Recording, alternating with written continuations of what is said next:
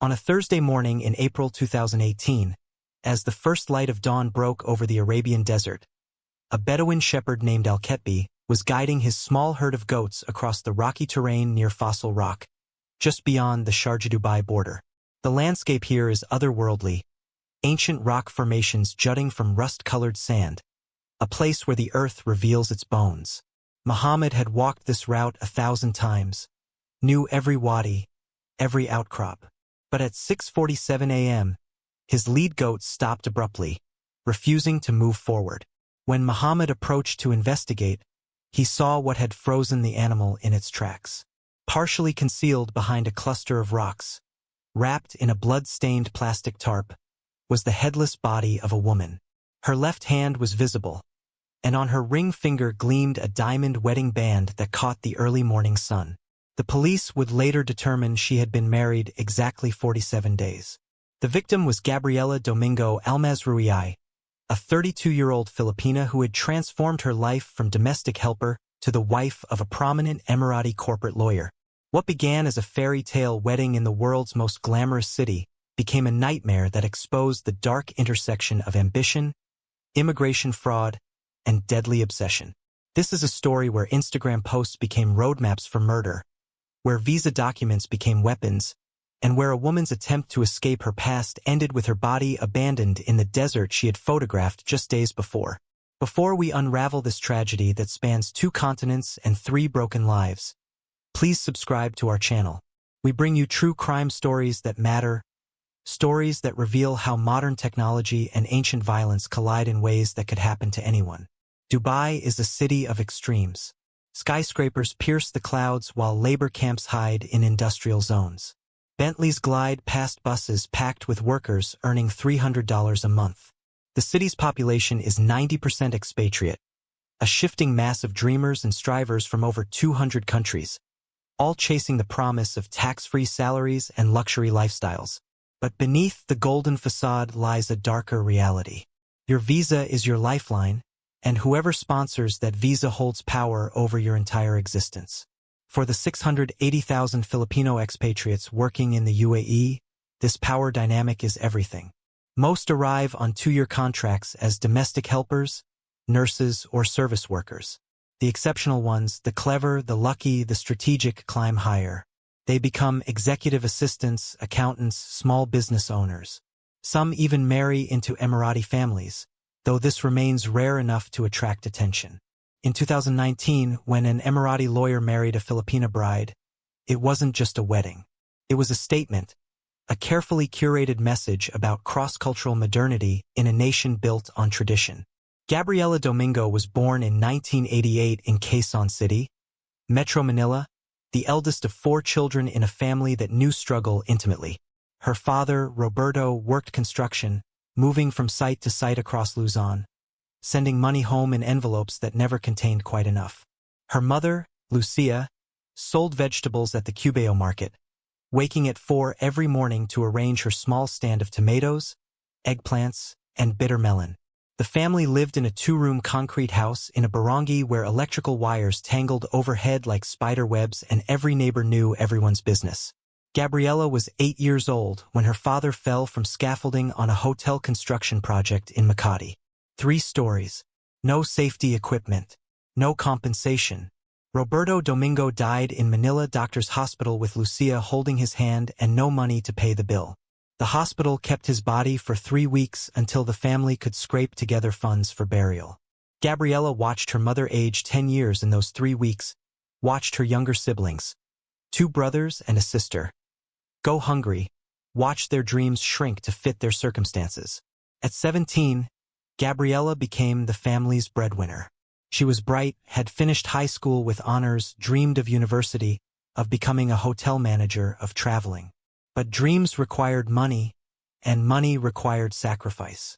She enrolled in a 6-month caregiver training program and registered with an overseas employment agency. At 18, in 2006, Gabriela Domingo boarded a Philippine Airlines flight to Dubai, carrying a single suitcase and a contract to work as a domestic helper for an Emirati family in Jumeirah. Her salary would be 1,200 dirhams a month, about $327 US. She would send home 1,000 of those dirhams every month for the next 7 years. Gabriela's first employers, the Al-Rashid family, confiscated her passport on arrival, an illegal but common practice. She lived in a windowless room off the kitchen, worked 6 days a week from 5 in the morning until 10 at night, cleaned 5 bathrooms, cooked 3 meals daily, and raised 2 children who were not her own. She was permitted to attend Catholic Mass on Sunday mornings at St. Mary's Church in Oud Metha, a congregation of 5,000 Filipinos who sang hymns in Tagalog and shared gossip about employers, visa transfers, and the constant dream of something better.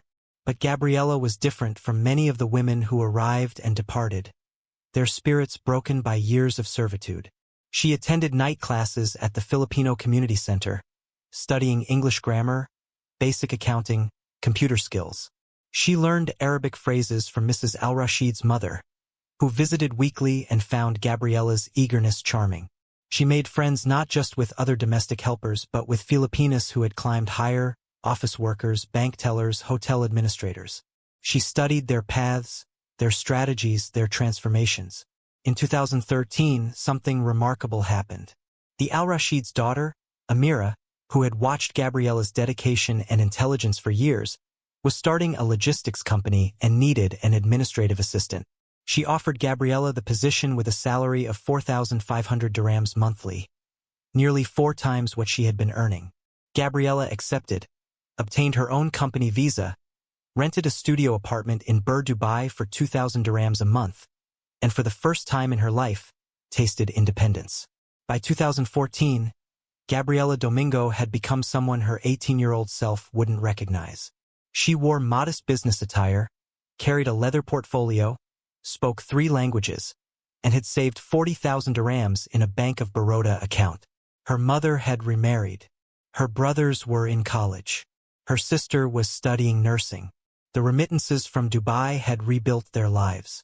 Gabriela's dream was expanding beyond mere survival.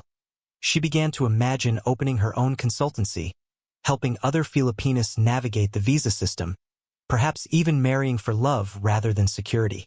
She joined the church choir, attended Filipino community events, and carefully avoided the party scene where so many expat women found trouble. Her friends described her as hopeful but practical, ambitious but traditional. She had never had a serious boyfriend, had focused entirely on work and family obligations. At 28, she was ready to open her life to possibility. That's when Ricardo Dela Cruz entered her world.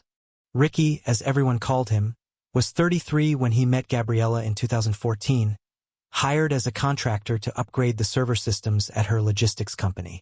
He was Cebuano, educated, spoke English with a slight American accent from watching too many Hollywood movies, and carried himself with a confidence that bordered on arrogance. He'd been in Dubai for 8 years, jumping from IT job to IT job, always making just enough to survive but never enough to thrive. He lived in Dara with 3 other Filipino men in a 2-bedroom apartment that smelled of fried fish and frustrated ambitions. Ricky was handsome in that way that made women overlook red flags. Tall for a Filipino at 5'9", slim build, easy smile, and a way of making you feel like you were the only person in the room. He noticed Gabriela immediately, not just her appearance but something more useful. Her naivety about business, her savings account, her clean visa record. Ricky had been researching the UAE's entrepreneur visa program, a pathway to residency for those willing to establish legitimate businesses. The catch was you needed capital, a partner with clean records, and the appearance of legitimacy. Gabriela Domingo was the perfect mark. Their courtship was slow, respectful, calculated. Coffee meetings to discuss IT issues became lunch dates. Lunch dates became Friday afternoon walks along Jumeirah Beach. Ricky played the role of protector, the fellow Filipino who understood the struggle, who had been broken by the same system, who dreamed of building something permanent in this temporary city. He borrowed money from her, small amounts always repaid, building trust transaction by transaction. He asked probing questions about her visa status, her savings, her family's needs. He isolated her subtly from friends who might ask uncomfortable questions, creating situations where they embarrassed her until she stopped accepting invitations. Gabriela, experiencing romantic attention for the first time in her life, interpreted his control as caring. When he proposed starting a business together in late 2017, she heard partnership. When he asked her to invest 25,000 dirhams and sign founding documents, she saw their future. When Domingo Digital Solutions LLC was registered in Business Bay with both their names on the license, she believed she had finally found someone to build dreams with. She had no idea she had just signed her own death warrant. The business was a fraud from inception. Domingo Digital Solutions LLC existed only on paper, a serviced office address in Business Bay that Ricky visited once to collect mail, a website that showcased stock photography and fabricated client testimonials, a business license that allowed Ricky to sponsor himself with an investor visa. Gabriela discovered the truth in July 2018 when she visited the office unannounced and found it empty. The receptionist confused about who Domingo Digital Solutions even was. When she confronted Ricky that evening in his Dara apartment, he admitted everything with a casualness that stunned her. He had been using the business license to sponsor other Filipinos for fees of 5,000 dirhams per person, pocketing the money, running an illegal visa mill. 12 people were sponsored under their company, none of whom Gabriela had ever met. Her name, her signature, her clean record were being used to facilitate immigration fraud on a scale that could result in prison time and deportation for both of them. Gabriela demanded he shut down the company immediately and remove her name. Ricky refused. "You signed the documents," he said, his voice cold, all pretense of affection evaporated. "If you report me, I'll tell the authorities you were the mastermind. You provided the capital, you have the business degree, you recruited the clients. Who do you think they'll believe?" It was a perfect trap. Gabriela's signature was on every document. Bank transfers from her account proved she funded the operation. Immigration records showed her as primary founder. If she went to the police, she risked everything she'd built over a decade. Her visa, her reputation, her ability to support her family in Manila. She made a decision born of fear and shame. She would cut contact with Ricky, leave the business dormant, and pray the authorities never investigated. For the next year, Gabriela Domingo lived in a state of suspended terror, checking her mailbox daily for legal notices, flinching every time her phone rang with an unknown number. But life, with its cruel sense of timing, was about to offer Gabriela an escape route in the form of Sultan Al-Mazrouei. The Al-Mazrouei family traced their lineage to Abu Dhabi's pearl diving era, before oil transformed the Emirates from a collection of trading ports into a global financial hub. Sultan's grandfather had made the transition from sea to industry, investing early in oil services and establishing a family fortune estimated at $45 million. His father, Rashid Al-Mazrouei, had built on that foundation by studying law in Cairo and establishing Al-Mazrouei Legal Consultancy in 1985, now one of Dubai's most respected corporate law firms. Sultan was born into privilege in 1985, raised in a villa in Jumeirah that faced the Arabian Gulf, educated at the British School and later at the University of London, where he earned his law degree. He was groomed from birth to join the family business, which he did in 2010 after completing a master's degree at Georgetown University.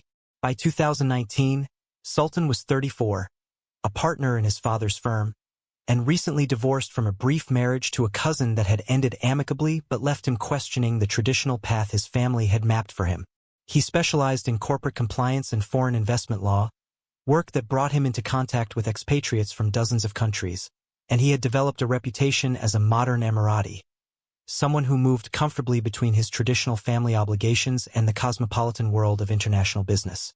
He spoke Arabic, English, and conversational French. He drove a Mercedes S-Class but also enjoyed hiking in the Hajar Mountains. He posted on Instagram about both Emirati poetry and English Premier League football. His 8,500 followers were a mix of local Emiratis, Western expats, and Arab professionals who saw him as a symbol of the UAE's aspirational future. Sultan wanted a partner who had chosen her own path, not someone chosen for him by family matchmakers. When he met Gabriela Domingo at a cross-cultural business forum in March 2019, he thought he had found exactly that.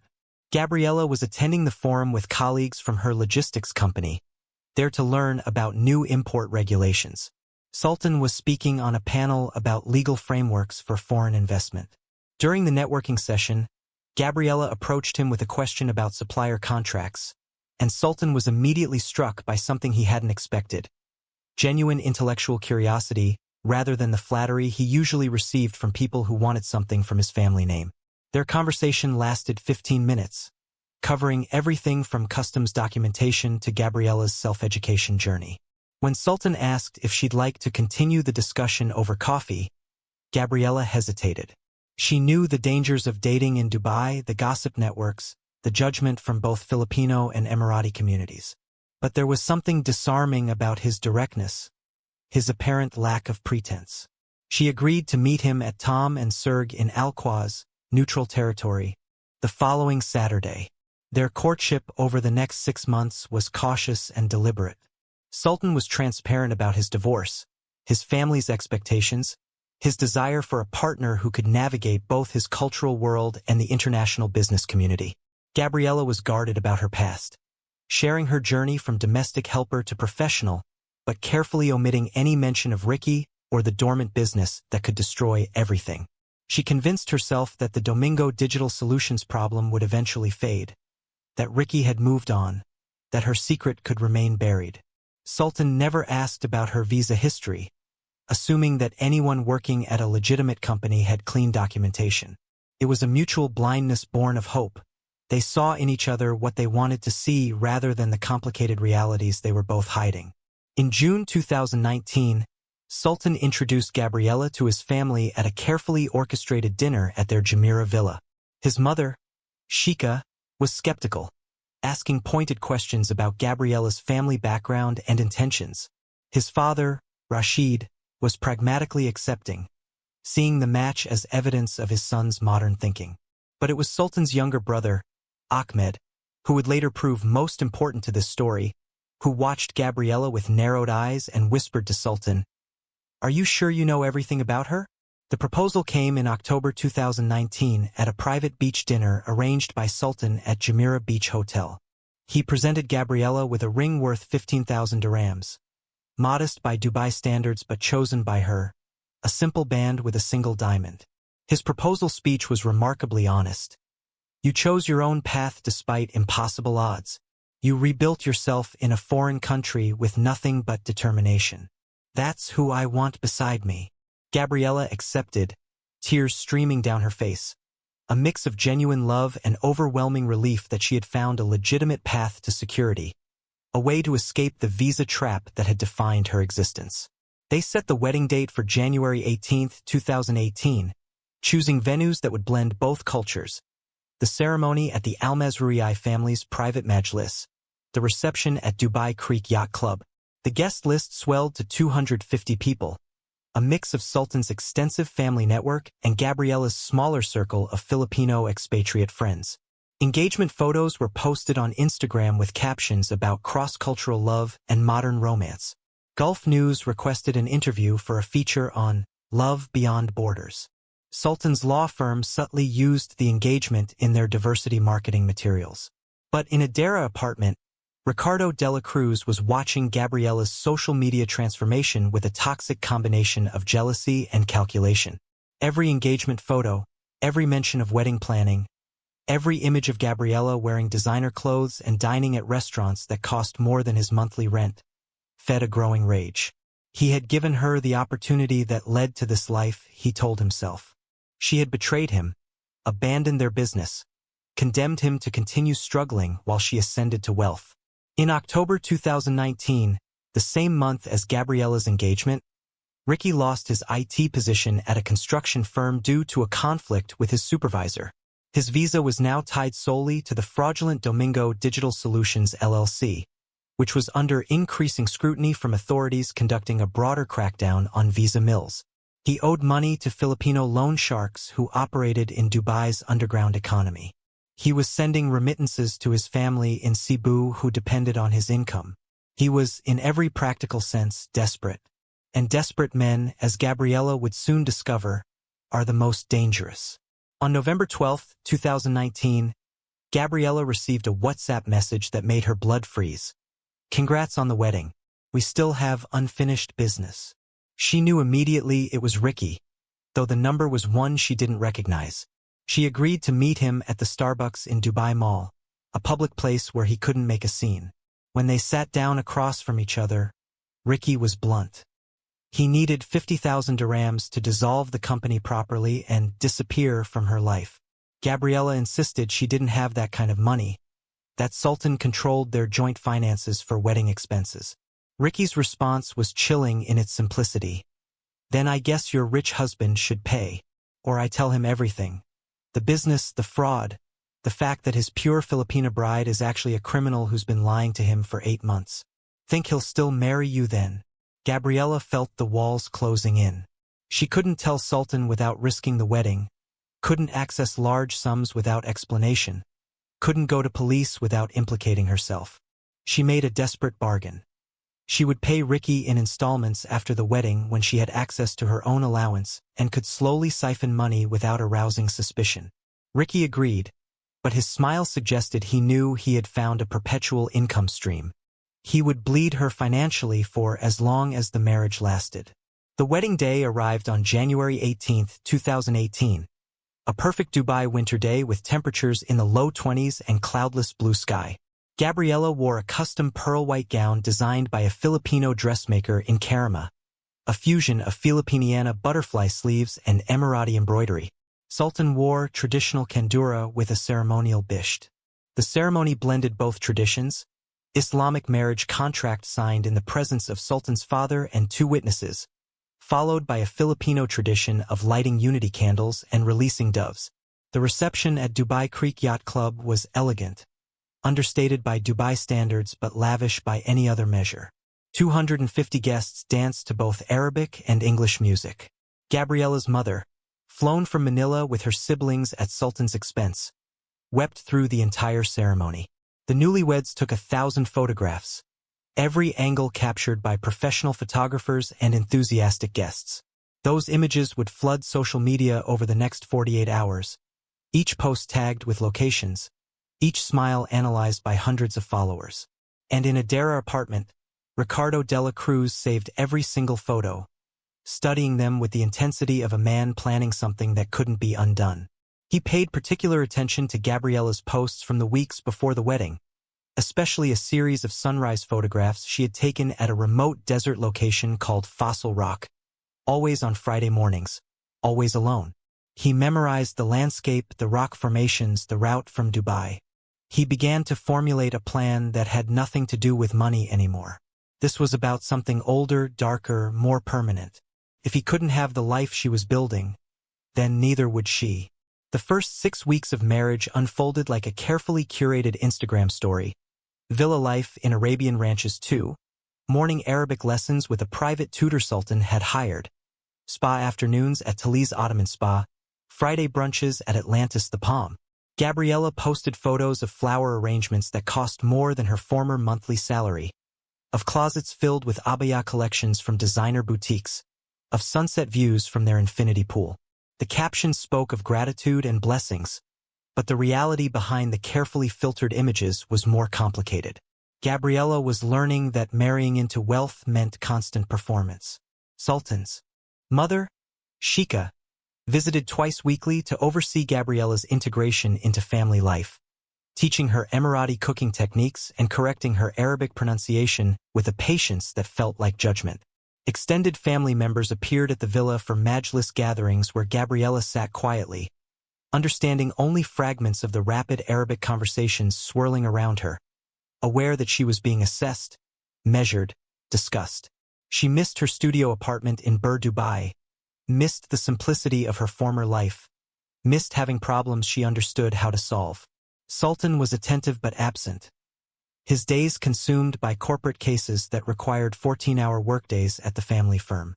He would arrive home at 9 or 10 in the evening, kiss Gabriela's forehead, eat the dinner his maid had prepared, and retreat to his home office to review contracts until midnight. On weekends, he was loving and present, but Gabriela could sense his mind was elsewhere, processing legal strategies and client demands. She told herself this was normal, that all marriages required adjustment, that her anxiety was just the residual fear from the Ricky situation. But the fear was justified. On February 3, 2018, exactly 16 days after her wedding, Gabriela paid Ricky his first installment, 10,000 dirhams transferred from her personal savings account to a number he'd provided via WhatsApp. His response came within minutes. "This isn't enough. I need the full amount now." Gabriela's reply was desperate. "I'm paying as fast as I can without him noticing." Ricky's answer arrived after a calculated pause. "Then pay faster, or I start sending documents to your husband's office." The messages began arriving daily, sometimes 5 or 10 in a single afternoon. They came during Gabriela's Arabic lessons, during family dinners, during the rare quiet moments when she was trying to convince herself she was safe. Each notification made her flinch, made her check her phone compulsively, made sleep impossible. By late February, Gabriela had lost 8 pounds. Her friends from the Filipino community noticed but assumed it was post-wedding diet maintenance. Sultan noticed but attributed it to adjustment stress. Only Gabriela knew the truth. She was trapped between 2 lives, unable to escape either. The irony wasn't lost on her. She had escaped poverty, escaped exploitation, escaped the limitations of her domestic helper existence, only to discover that her past had followed her into the marble-floored villa and air-conditioned luxury of her new life. Ricky's demands escalated beyond money. In early March, he presented a new plan via WhatsApp voice memo, his tone friendly, almost reasonable. "Here's what we're going to do. You're going to sponsor me as a business partner. New company, legitimate looking, you sign the papers, I get a proper visa. Think of it as paying your debt. Once I'm stable, I'll disappear. Keep refusing, and I show up at your villa." Gabriela made the worst decision of her life. On March 8, 2018, consumed by panic and sleep deprivation, she met Ricky at a business center in Business Bay and signed documents establishing a logistics consulting firm. The paperwork listed Ricardo Dela Cruz as a strategic consultant, requiring a partner visa sponsored by the company. Gabriela signed using her married name, Gabriela Domingo Al-Mazrouei, a detail that would prove catastrophic. She told herself it was temporary, that she would find a way to dissolve the arrangement once Ricky was stable, that somehow this nightmare would end without destroying her marriage. She didn't understand that she had just created a digital trail connecting her married name to Ricky's visa fraud, a trail that would be discovered not by random audit, but by the one person who had been suspicious of her from the beginning, Sultan's brother, Ahmed Al-Mazrouei. Ahmed was 31, worked as compliance director at the family law firm, and had built his career on skepticism. While Sultan saw the best in people, Ahmed saw liability. While Sultan believed in cross-cultural romance, Ahmed believed in due diligence. In mid-March 2018, as the COVID-19 pandemic began forcing Dubai into lockdown protocols, Al-Mazrouei legal consultancy implemented enhanced compliance measures. All partners and their immediate family members would undergo background checks to protect the firm from association with any fraudulent activities. It was routine corporate governance, the kind of protocol Ahmed had been advocating for years. When Gabriela's name appeared in his search queue, Ahmed expected to find nothing: a clean employment history, maybe a dormant business from her pre-marriage professional life. What he found instead was Domingo Digital Solutions LLC, still active in the registry, with 12 individuals sponsored under questionable circumstances. And more damning, a company registered just 1 week earlier, Al-Mazrouei Domingo Logistics Consulting, with his sister-in-law's signature on founding documents and a Filipino man named Ricardo Dela Cruz listed as partner. Ahmed ran Ricky's name through interconnected databases available to legal professionals. The results painted a clear picture: multiple visa violations, employment history marked by sudden terminations, and a pattern of short-term business registrations that suggested visa mill operations. Ahmed called his father first, then Sultan. The conversation was brief and devastating. "Your wife is either running immigration fraud schemes or being manipulated by someone who is. Either way, our family name is now connected to illegal activity.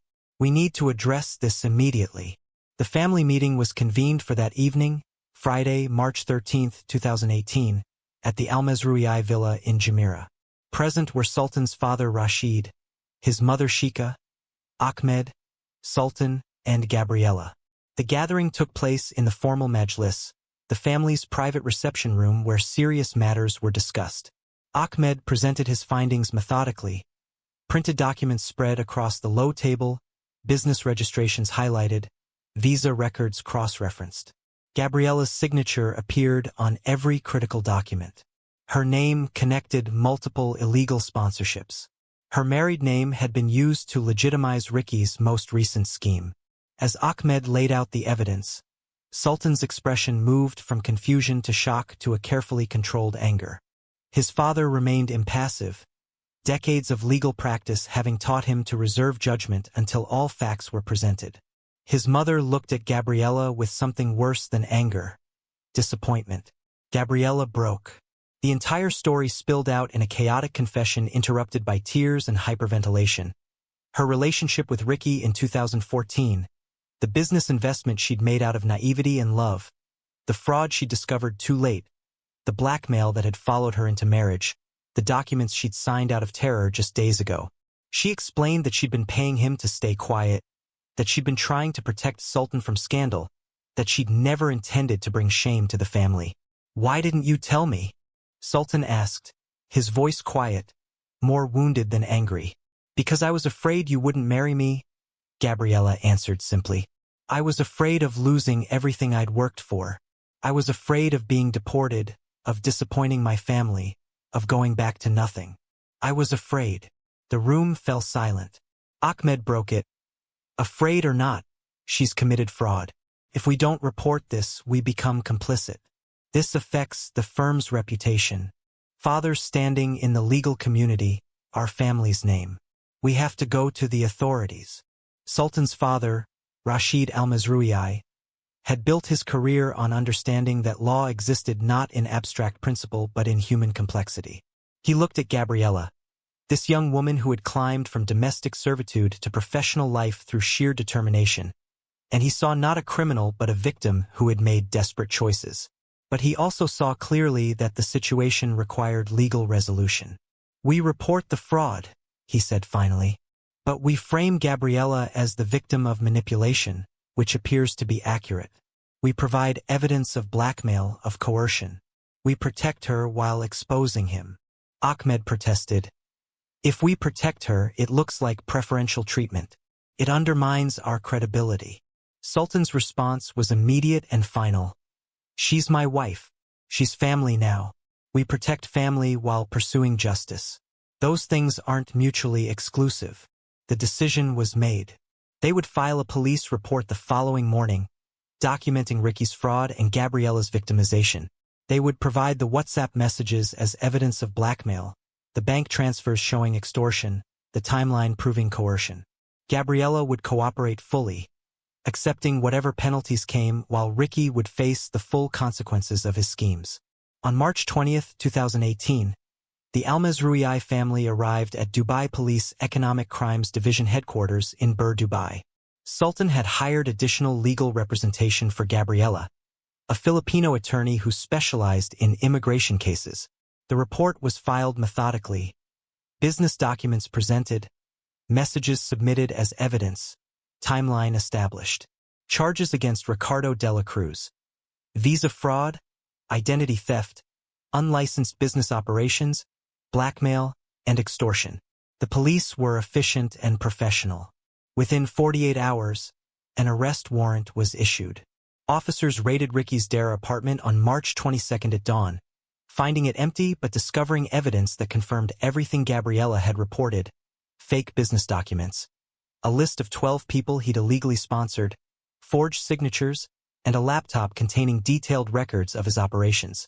Ricky had fled before the raid, tipped off by a contact inside the police administration, a low-level Filipino clerk who monitored reports involving Filipino nationals. When Ricky learned that Gabriela had reported him, that the Al-Mazrouei family was pursuing criminal charges, that his freedom measured in days or hours, something inside him fractured completely. The plan that had been forming in his mind since the wedding day crystallized into certainty. He wasn't going to prison.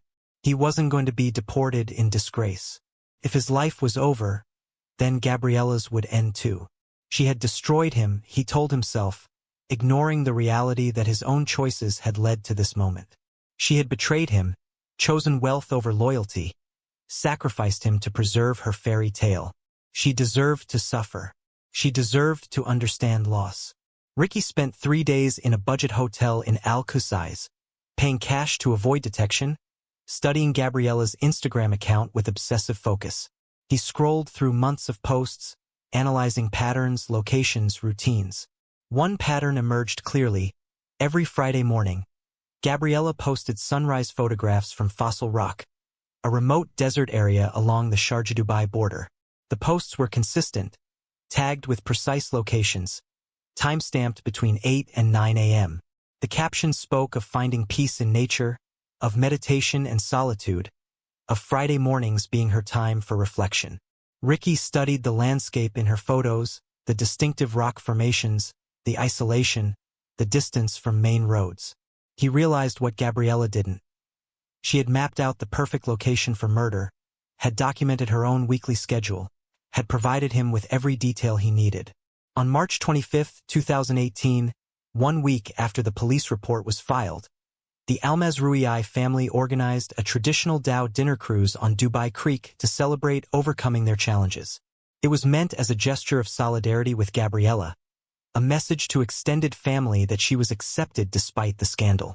40 guests were invited, close family and trusted friends. The evening was beautiful, traditional Emirati music playing as the Dow glided past illuminated skyscrapers. Gabriela felt, for the first time in months, a fragile sense of safety. Then Ricardo Dela Cruz appeared on the deck. Ricky had bribed the dockmaster with 200 dirhams and a story about being a late guest. He boarded during dinner service when the crew was distracted. He found Gabriela seated beside Sultan at a low table on the upper deck, laughing at something Sultan's sister had said, wearing an emerald green abaya that caught the lights from passing boats. For a moment, Ricky just watched her. This woman who had everything he'd ever wanted, who had escaped while he drowned. Then he walked directly to their table and said, loud enough for nearby guests to hear, "Gabriela, we need to talk about our business." The table fell silent. Gabriela looked up and her face drained of all color. Sultan stood immediately, positioning himself between Ricky and his wife. "Who are you?" Ahmed, seated 3 tables away, recognized Ricky from the police report photos and was already moving toward them, phone out to call security. Ricky's voice rose, his control fracturing. "I'm her real partner, the one she used and destroyed. Ask her about Domingo Digital Solutions.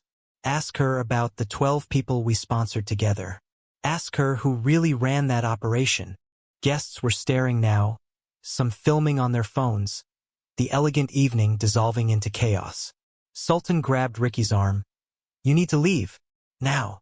Ricky shoved him, harder than intended, and Sultan stumbled backward into the table. Ahmed and 2 other Emirati men grabbed Ricky, wrestling him away from Sultan and Gabriela. Ricky was screaming now, all pretense of sanity gone. "She destroyed my life. You don't know who she really is. You don't know what she's capable of." Gabriela was hyperventilating, tears streaming down her face, unable to speak or move. The Dow's captain had already called Dubai Police Water Patrol.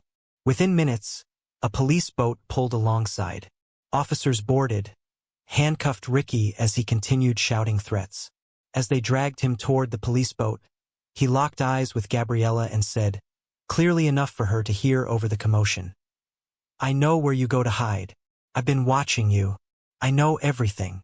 Then he was gone, removed from the Dow and transported to Al-Murakabat police station where he was booked on charges of trespassing, assault, and violating the restraining order that Gabriela's lawyers had obtained as part of the fraud case. Sultan took Gabriela home immediately, leaving Ahmed to manage the guests and explain the situation. In the car, Gabriela couldn't stop shaking. "He said he knows where I go. He's been watching me. Sultan, what if he—" Sultan cut her off, his voice firm, reassuring. "He's in police custody. He'll be held until trial. The restraining order is now on record. He can't get near you." But Ahmed, arriving home 2 hours later, was less confident. He pulled Sultan aside. "That man threatened her in front of 40 witnesses. He's desperate, possibly unhinged. Until he's formally convicted and deported, you need to take this seriously. Hire security. Don't let her go anywhere alone. Sultan, exhausted and still processing the evening's chaos, dismissed the concern.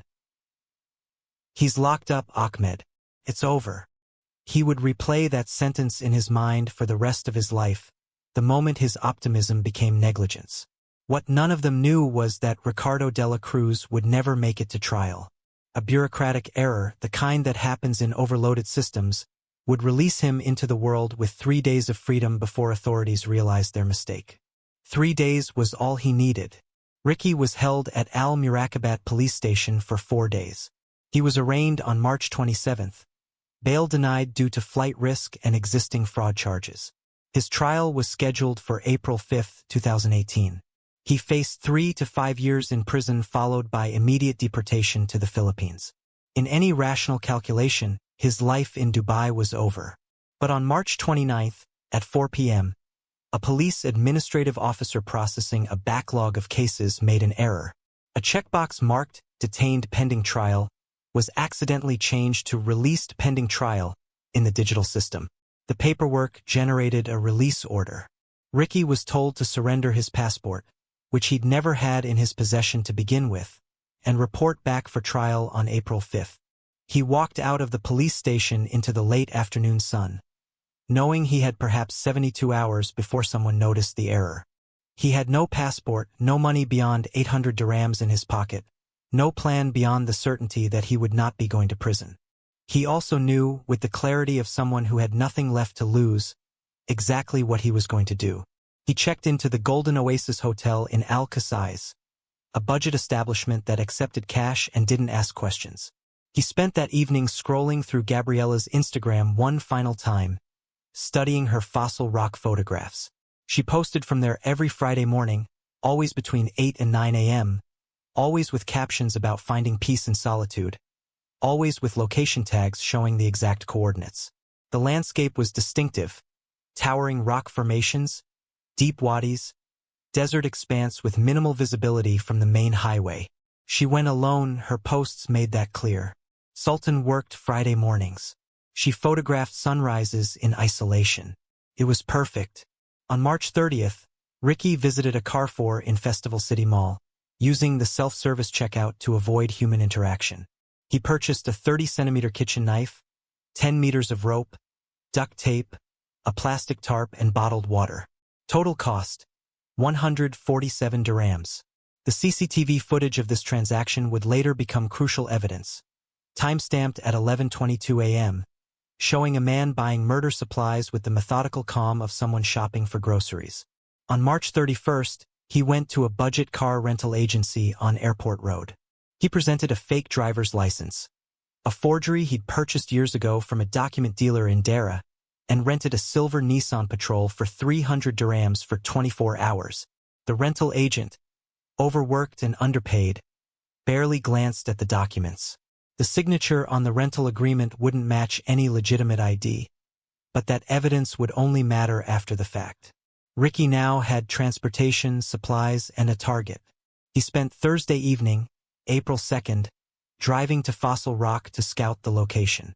He arrived at sunset, parking 200 meters from Gabriela's usual spot, studying the terrain through binoculars he'd bought at a pawn shop.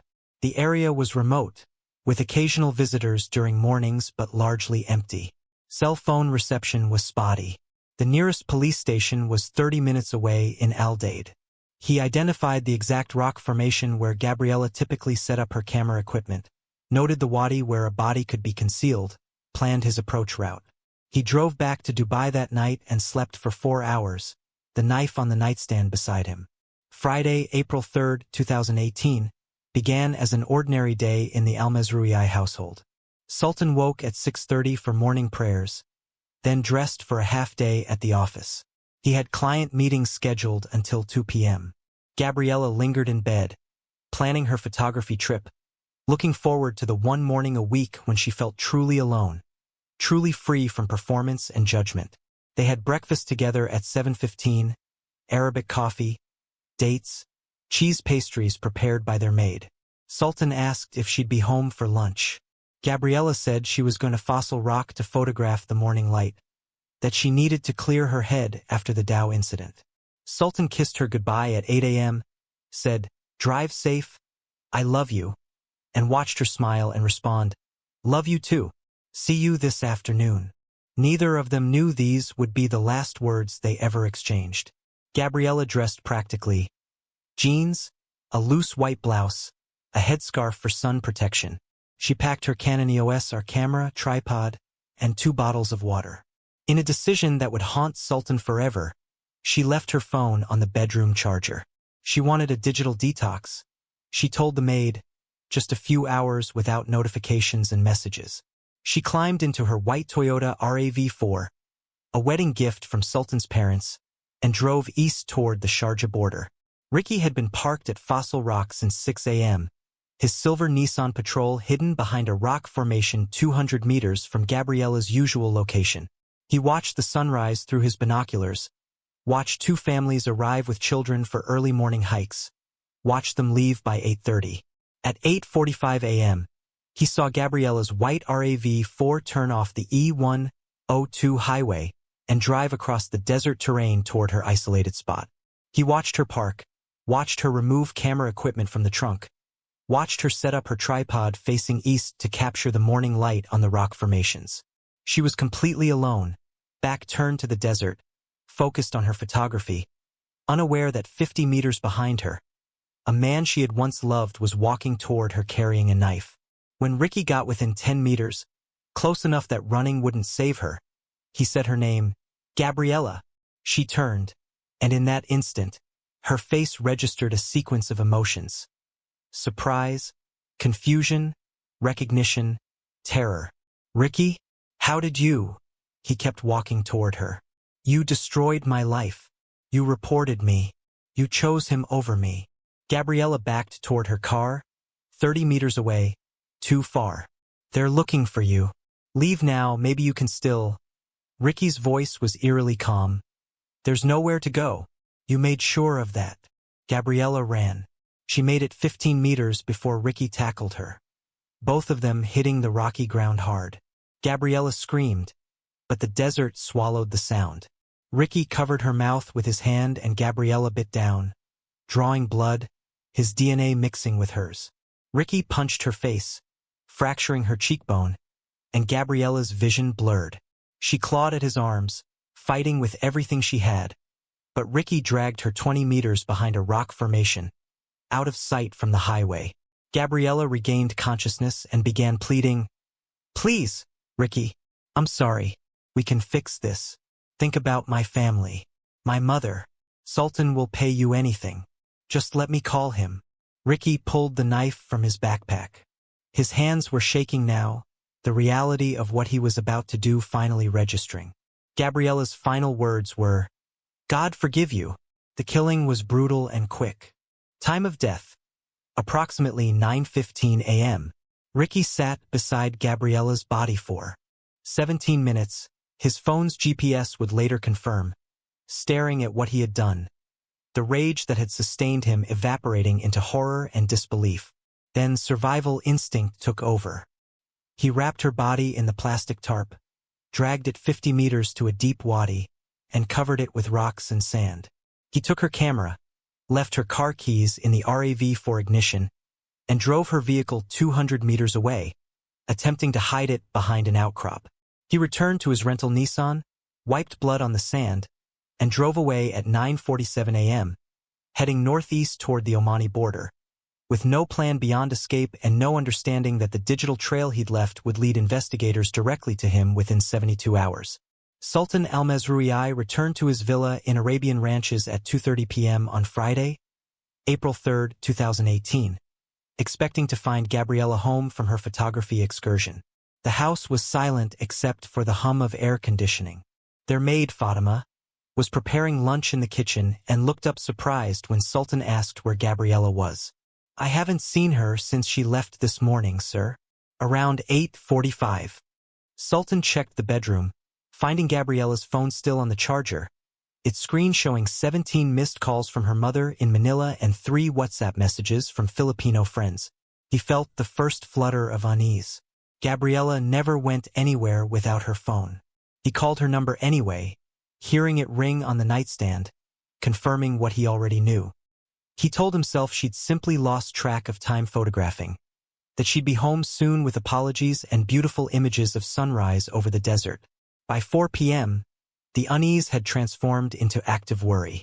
Sultan drove to Fossil Rock himself, taking the E311 highway then the E102 toward Sharjah, following the route he knew Gabriela took every Friday. He arrived at Fossil Rock at 4:45 p.m., the afternoon sun turning the landscape bronze and amber. He spotted Gabriela's white RAV for almost immediately, poorly concealed behind a rock outcrop about 200 meters from the main area where families typically gathered. Sultan's heart was hammering as he approached the vehicle. The driver's door was unlocked. The keys were in the ignition. Gabriela's camera bag sat on the passenger seat, but the camera itself was missing. Her water bottles were untouched. There was no note, no sign of where she might have gone. Sultan walked in expanding circles around the RAV4, calling Gabriela's name, his voice echoing off rock formations and disappearing into the empty desert. At 500 meters from the vehicle, he found her tripod, still extended, positioned to capture the eastern rock face. The camera was nowhere to be seen. Dark spots on the rocks nearby looked like blood. Sultan pulled out his phone with shaking hands and dialed Dubai Police Emergency Services at 4:17 p.m. "My wife is missing. I found her car abandoned in the desert. There's blood. Please, you need to send someone immediately." The call was routed to Al Daid Police Station in Sharjah, the nearest facility to Fossil Rock. Within 20 minutes, 2 patrol cars arrived, followed shortly by a forensics van. The responding officers were professional and efficient, immediately securing a perimeter around Gabriela's vehicle and the tripod location. Sultan was asked to wait by the police cars while investigators began their preliminary search. As the sun sank toward the horizon, casting long shadows across the desert, more resources arrived: K9 units from Dubai Police, additional officers from Sharjah Police Major Crimes Unit, portable lighting equipment for when darkness fell. At 7:45 p.m., a Bedouin shepherd named Hassan Al-Ketbi, who had been assisting the search with his knowledge of the terrain, called out from a wadi 50 meters south of Gabriela's vehicle. Officers rushed to his location. What they found was a badly concealed burial site, rocks and sand disturbed recently, a section of blue plastic tarp visible where wind had exposed it. The body was wrapped completely, but a woman's hand was partially visible, and on the ring finger was a diamond wedding band that caught the beam from a police flashlight. Captain Ahmed Al-Mansour of Sharjah Police Major Crimes Unit arrived on scene at 8:15 p.m. and immediately took command. At 42 years old with 20 years of investigative experience, he had seen terrible things, but the brutality of what lay beneath that tarp shocked even him. The victim had been decapitated, the violence suggesting rage rather than calculation. The medical examiner, Dr. Fatima Al-Shamsi, arrived at 8:40 p.m. and began her preliminary assessment at the scene. Time of death was estimated between 9 and 10 a.m. based on body temperature, rigor mortis, and liver mortis patterns. Cause of death was exsanguination from severed carotid arteries. Additional injuries included a fractured right cheekbone from blunt force trauma and defensive wounds on the hands and forearms consistent with a struggle. Dr. Al-Shamsi worked methodically despite the emotional weight of the case. She documented that there was no evidence of sexual assault, preserving the victim's dignity even in death. She noted blood evidence at multiple locations suggesting the victim had been attacked at one site, killed at another, and buried at a third. This indicated planning and consciousness of forensic evidence. Sultan had been prevented from approaching the burial site, held back by officers who understood that no husband should see his wife in that condition. When Captain Al-Mansour approached him at 9 p.m. to inform him that a body matching Gabriela's description had been found, Sultan's legs gave out. He collapsed onto the desert sand. His father and brother Ahmed, who had arrived an hour earlier, catching him before he fell completely. "I need to see her," Sultan kept repeating. "I need to see my wife." Captain Al-Mansour, who had delivered death notifications to dozens of families over his career, placed a hand on Sultan's shoulder and said gently but firmly, You don't want to remember her this way. Let us do our work. Let us find who did this. The crime scene investigation continued through the night, portable lights illuminating the desert like a macabre film set. Dr. Al-Shamsi's forensics team documented everything with methodical precision. Blood spatter patterns on rocks indicating where the initial attack occurred, drag marks showing the path to where the killing happened, tire tracks from 2 vehicles, Gabriela's RAV4 and an unknown SUV with wider wheelbase and deeper tread pattern. The forensics team collected trace evidence that would prove crucial. Desert soil samples from the burial site that contained particles inconsistent with the local geology, suggesting the killer had carried soil from another location on his shoes or clothing. Fibers from the blue plastic tarp were collected and photographed. Blood evidence was found in 3 distinct locations. The initial attack site showing arterial spray consistent with defensive wounds, the killing site showing massive blood loss, and the burial site showing transfer patterns. Most significantly, investigators found blood evidence that didn't match Gabriela's type. The killer had been injured during the struggle, likely when Gabriela fought back. DNA analysis would later confirm this blood belonged to Ricardo Dela Cruz, matched against samples taken during his previous arrest for the fraud charges. By midnight, the forensic team had also recovered Gabriela's camera, found discarded in a shallow depression 100 meters from the burial site. The memory card was intact, and the last photo taken was time-stamped at 9:04 a.m., a landscape shot of the eastern rock formations bathed in morning light. 8 minutes later, based on forensic timeline reconstruction, Gabriela Domingo Al-Mazrouei was dead. Captain Al-Mansour returned to his office at Sharjah Police Headquarters at 1 a.m. and began assembling the investigative team. Present were Detective Sarah Al-Kabi from Dubai Police Cybercrimes Unit, Detective Mohammed Al-Rashid specializing in violent crimes, and 4 additional investigators. Sultan had been interviewed extensively about Gabriela's background, her recent stress, and most importantly, the fraud case involving Ricardo Dela Cruz. When Sultan mentioned the Dow dinner incident from 10 days earlier where Ricky had threatened Gabriela and said, "I know where you go," Captain Al-Mansour's expression hardened. "Where is Ricardo Dela Cruz now?" he asked. Sultan's brother Ahmed, who had been present for the interview, pulled out his phone and checked the police database access he maintained through the law firm. He was arrested at the Dow dinner, held at Al-Murakabat station, remanded for trial scheduled April 5th. He should still be in custody. Captain Al-Mansour picked up his desk phone and called Al-Murakabat police station directly. The conversation lasted less than 3 minutes. When he hung up, his face was grim. Ricardo Dela Cruz was released on March 29th due to an administrative error. The release order was supposed to be with bail restrictions but was processed as pending trial appearance. He's been free for 5 days. The room fell silent as everyone absorbed the implication. A man who had publicly threatened the victim, who had motive, opportunity, and demonstrated willingness to use violence, had been released from custody days before her murder. Ahmed Al-Mazrouei stood abruptly. "You let him out? You released a dangerous criminal who was facing deportation, and he murdered my brother's wife." Captain Al-Mansour held up a hand. "The error will be investigated. Right now, we focus on finding him. Detective Al-Kabi, I need everything: phone records, banking, rental agreements, CCTV from every location he's been in the last 5 days." Sarah Al-Kabi, 34 years old and one of Dubai Police's top cyber forensic specialists, was already opening her laptop. "Give me 4 hours." She worked through the night with her team, pulling digital evidence that would build an overwhelming case. Ricky's phone records showed his device had pinged cell towers along the E311 and E102 highways between 8 a.m. and 9 a.m. on April 3rd, consistent with traveling from Dubai to Fossil Rock. Most damningly, his phone had been active near the crime scene coordinates between 9:05 a.m. and 9:35 a.m., the exact time frame when Gabriela was murdered. Detective Al-Kabi also pulled Ricky's internet search history from his phone's data backup, recovered through a court order to his service provider. The searches painted a chilling picture of premeditation. April 2nd, 11:30 p.m. How long body decompose in desert heat? April 2nd, 11:47 p.m. UAE-Oman border crossings no passport. April 3rd, 6:15 a.m. Police track phone's location. CCTV footage was pulled from multiple locations. Carrefour at Festival City Mall showed Ricky at 11:22 a.m. on March 30th purchasing a knife, rope, duct tape, and plastic tarp via self-service checkout.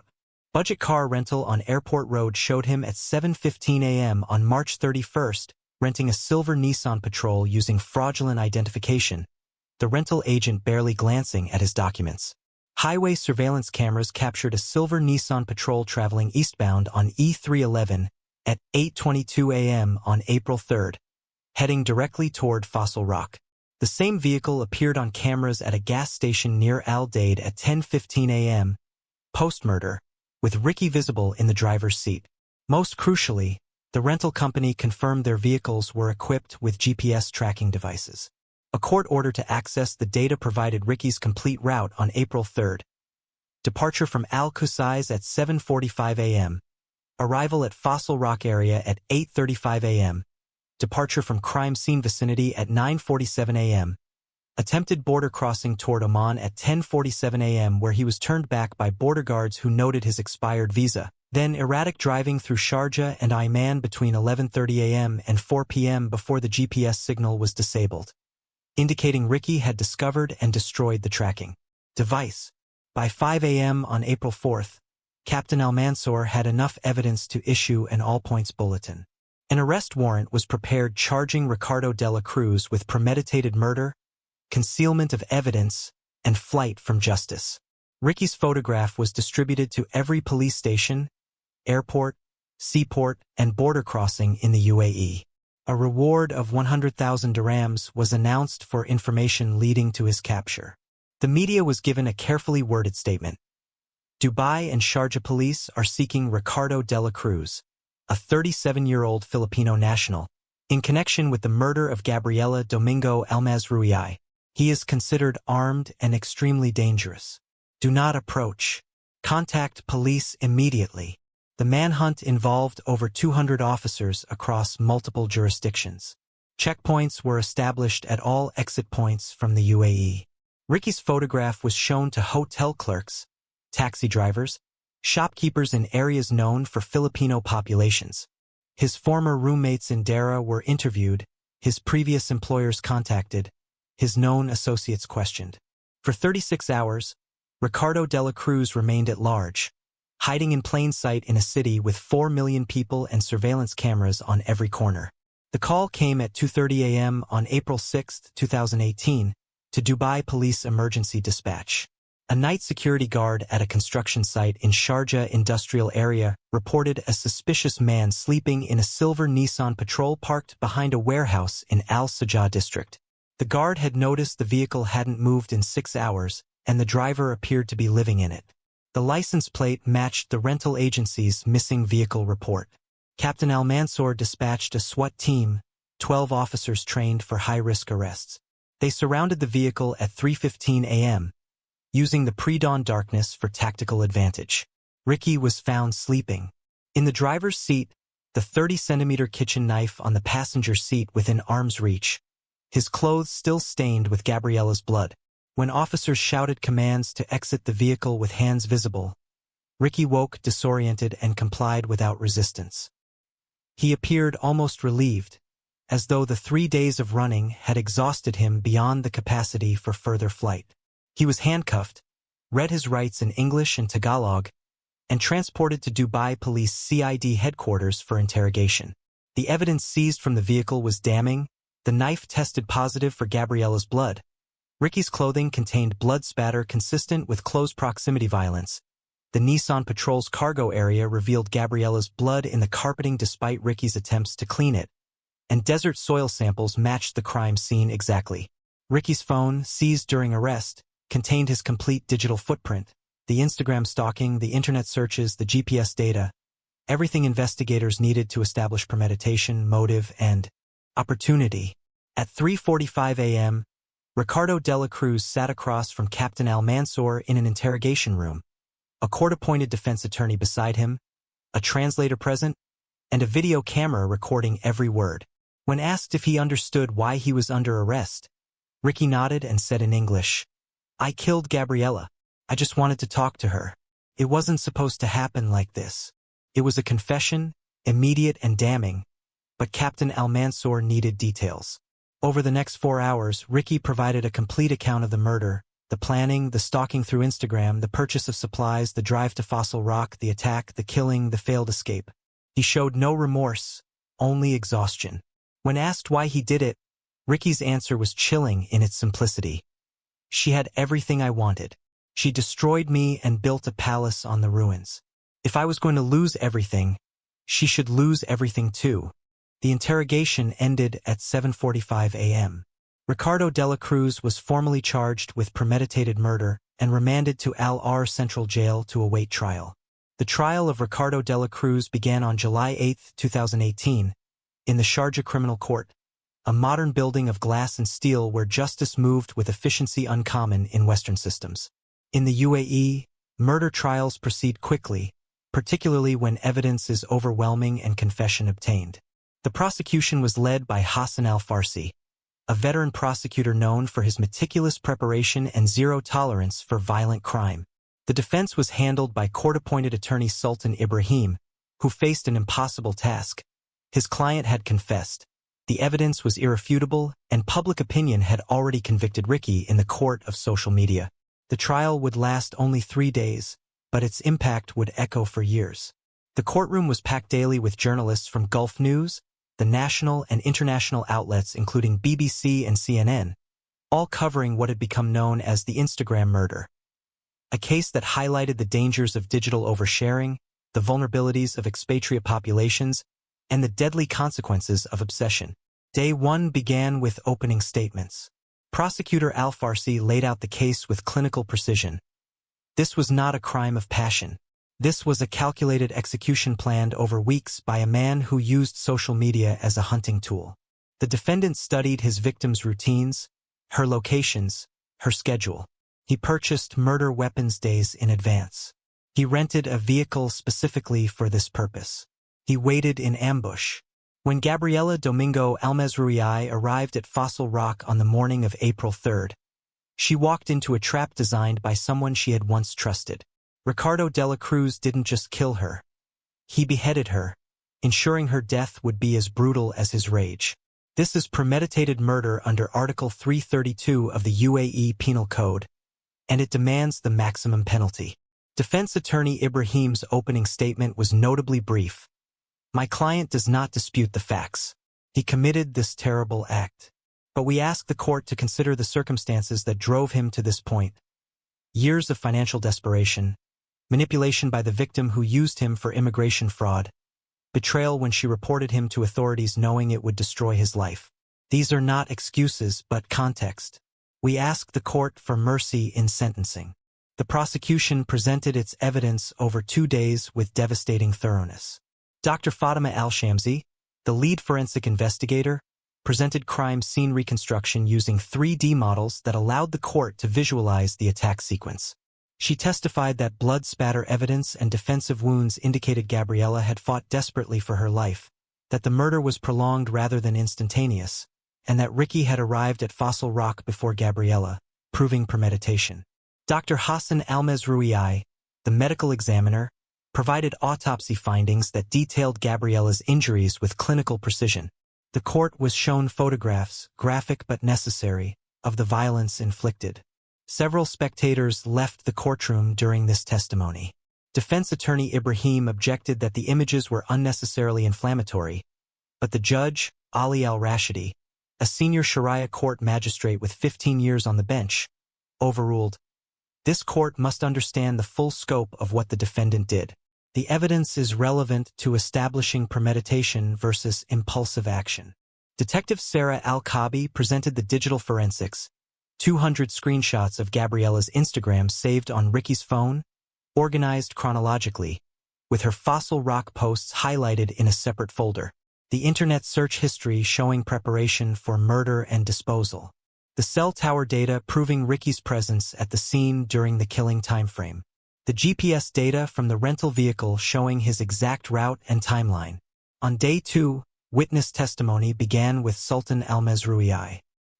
He entered the courtroom in traditional Emirati dress, his face gaunt from 3 months of grief, his hands trembling slightly as he was sworn in.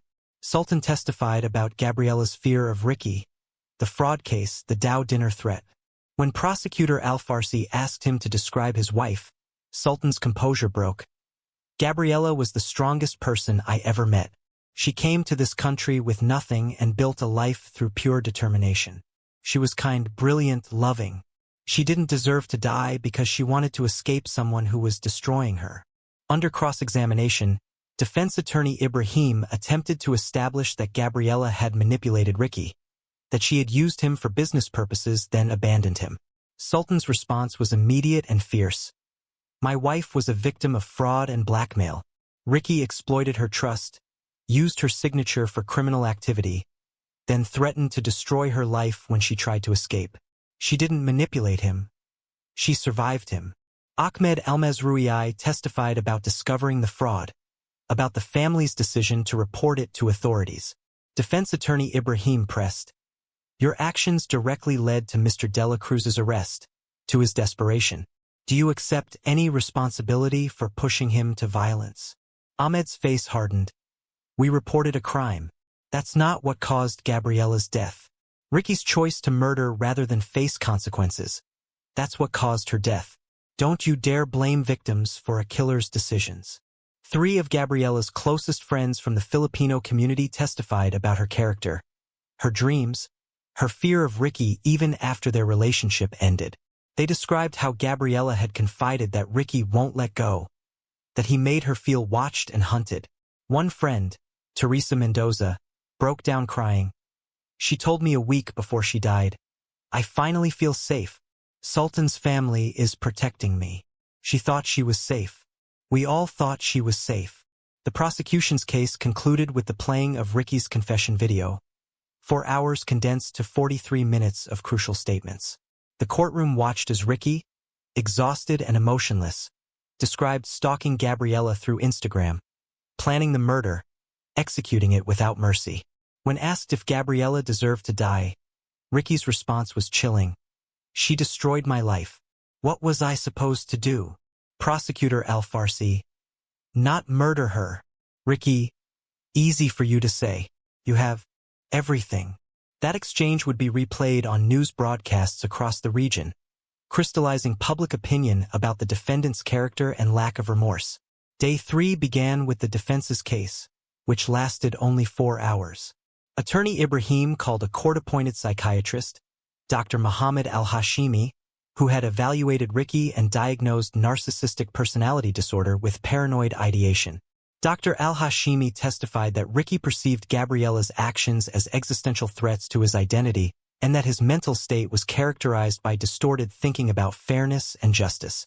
However, under prosecution cross-examination, Dr. Al-Hashimi was forced to admit that Ricky understood his actions were wrong, that he was legally sane at the time of the murder, and that mental illness did not preclude criminal responsibility. Against his attorney's advice, Ricky chose to testify. It was a catastrophic decision. He took the stand at 2 p.m. and immediately began justifying rather than accepting responsibility. "Gabriela used me.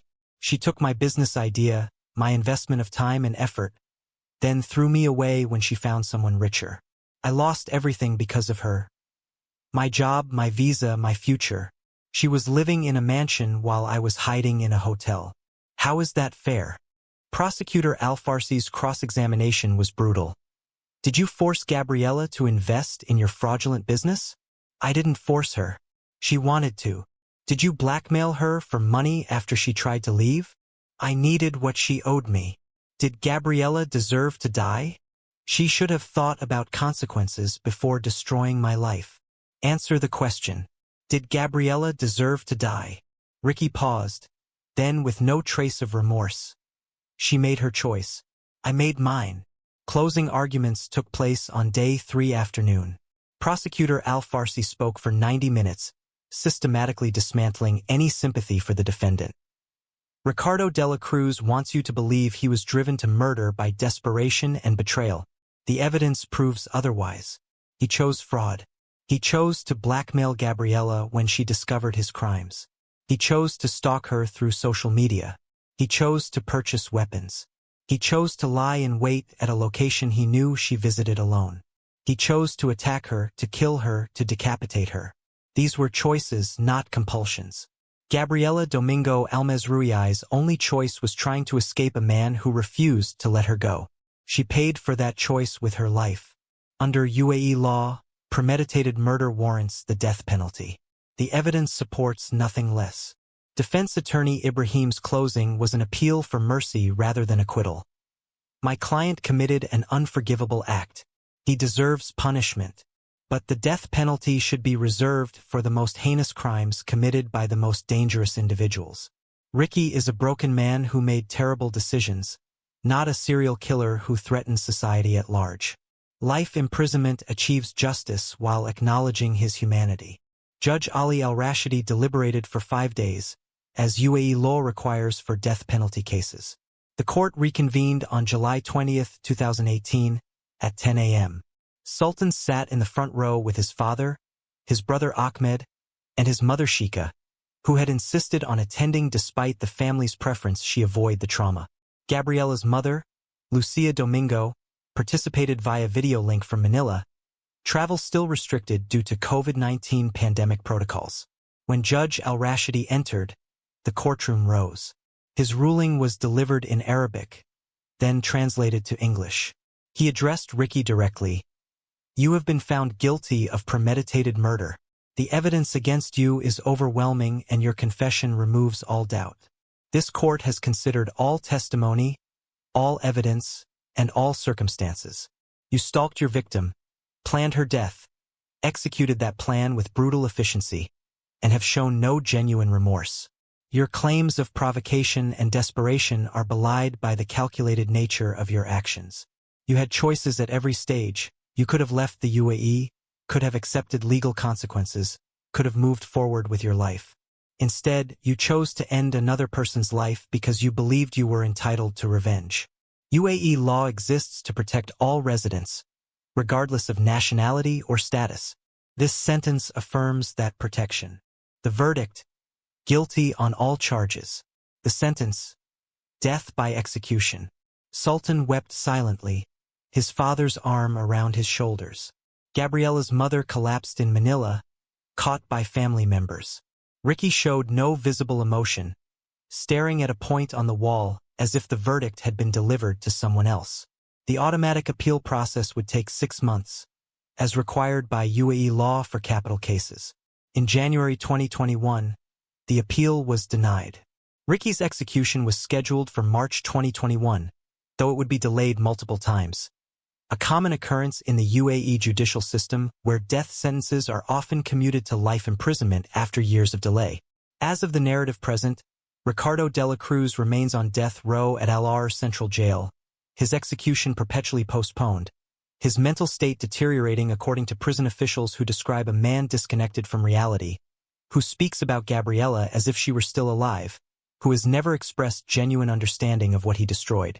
His family in the Philippines has disowned him, refusing to accept his calls or letters. He will likely die in prison. His name synonymous with cautionary tale about obsession, immigration fraud, and the deadly combination of wounded pride and unlimited rage. The aftermath rippled across multiple continents. Gabriela's body was released to her family on July 25, 2018, after the trial concluded. Sultan arranged transport via private jet to Manila at a cost of 150,000 dirhams, sparing the family the bureaucratic nightmare of commercial repatriation during pandemic restrictions. Gabriela's funeral took place on July 28 in Quezon City, attended by over 500 people, neighbors, church community members, OFWs who had returned to Philippines, strangers who had followed the case and felt compelled to pay respects. She was buried beside her father Roberto in a cemetery overlooking the city where her journey had begun 32 years earlier. Sultan did not attend.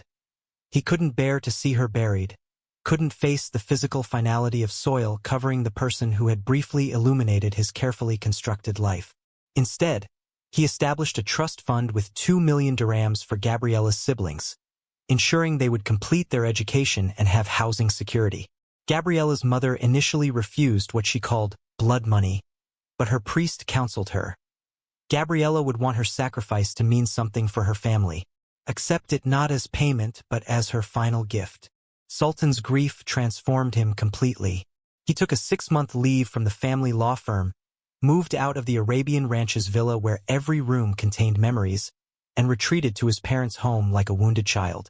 He began trauma therapy with Dr. Patricia Wong, a psychologist specializing in violent loss, attending sessions 3 times weekly. He suffered PTSD symptoms, insomnia, hypervigilance, intrusive thoughts of Gabriela's final moments. He couldn't look at desert landscapes without seeing her body wrapped in blue tarp.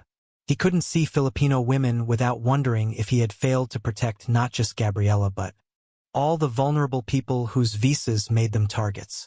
In late 2018, Sultan returned to work but with transformed purpose. He began taking pro bono immigration cases, focusing on victims of visa fraud and domestic violence. He fought for 47 people over 2 years, helping them escape dangerous sponsors, navigate legal systems designed to favor employers, find pathways to safety. He never remarried, never dated, carried Gabriela's memory not as burden but as mission. In a 2022 interview with Gulf News, he said, "Gabriela taught me that love isn't about possession or control. She chose me freely, and someone who couldn't accept her freedom took her life.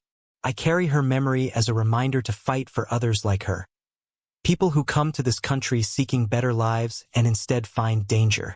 The case prompted legislative changes. Gabriela's law, officially the Expatriate Visa Fraud Victim Protection Act, was proposed in November 2018 and passed in February 2021.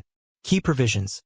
Victims of visa fraud could report crimes without fear of automatic deportation, mandatory background checks for all business license partnerships, enhanced penalties for visa sponsorship fraud, and protective custody options for fraud victims under credible threat. The law wouldn't bring Gabriela back, but it created framework to prevent future tragedies. Dubai police implemented new protocols for restraining order enforcement, creating dedicated units to monitor high-risk individuals released pending trial. The administrative error that released Ricky was investigated, resulting in systemic changes to detention processing and additional oversight layers. The Filipino community in the UAE launched the Think Before You Tag campaign, educating 50,000 OFWs about digital safety and location sharing risks. St. Mary's Church in Oud Metha established a permanent memorial for Gabriela, her name inscribed on the parish wall, an annual mass held on April 3rd, and a scholarship fund for Filipina OFWs pursuing career education. Gabriela Domingo Al-Mazrouei became more than a victim. She became a symbol of the dreams and dangers faced by hundreds of thousands of expatriate women building lives in foreign lands. The Al-Mazrouei family established the Gabriela Domingo Al-Mazrouei Memorial Foundation with a 5 million dirham endowment, funding scholarships for Filipino women in the UAE pursuing higher education. Sultan's father, Rashid Al-Mazrouei, made a public statement that was widely quoted. "Our family mourns a daughter. Gabriela was one of us, and her death is our failure. A failure to protect her, to recognize the danger, to take threats seriously. We honor her memory by ensuring no other woman faces what she faced." Ahmed Al-Mazrouei left the family law firm to join a domestic violence prevention NGO, his guilt over not insisting on bodyguards after the Dow incident transforming into advocacy work.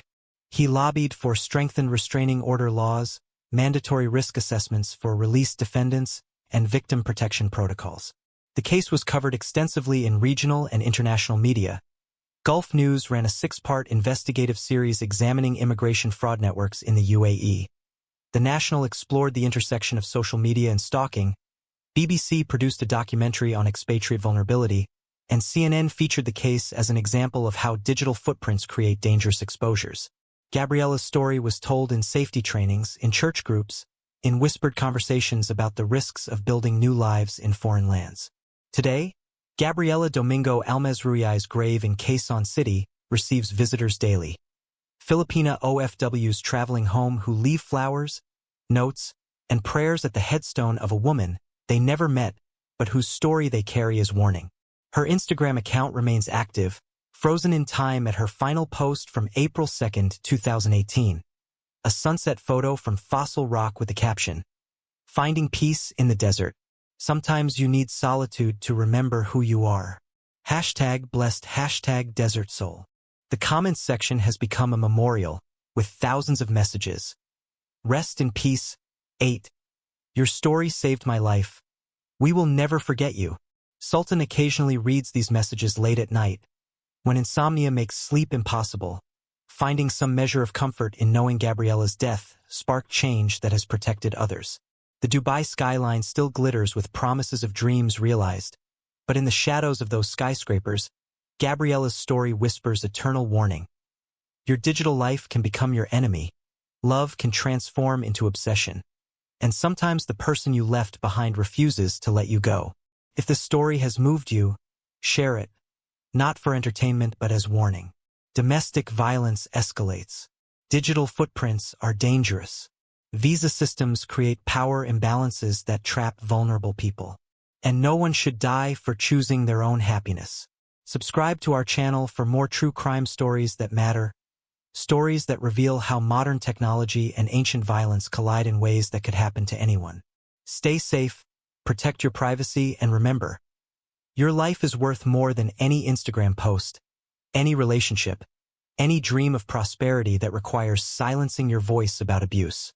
Gabriela Domingo Al-Mazrouei learned this too late. May her memory ensure others learn it in time.